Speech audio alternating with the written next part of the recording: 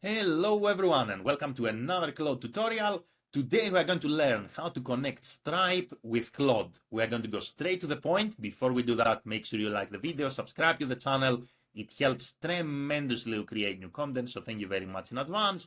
And let's get started. So all you have to do is to log in here in Claude. You're going to click on the bottom left hand side and go to settings. Once you come here in settings, you are going to select connectors.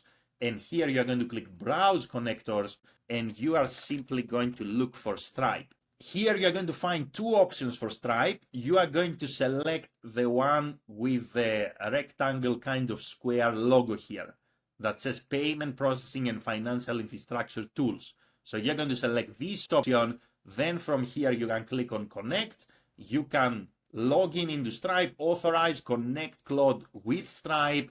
And before you get started, you need to have a look at tools here. So all of these things that you see here describe what are the current capabilities that Claude has, meaning what Claude can do with your Stripe account. So you can search documentation, you can get the account info, you can create customers, you can get list of customers, products, you can create prices, invoices, and so many more things. And of course, you can have a conversation with Claude and you can discover a lot more opportunities when it comes to using Claude with Stripe.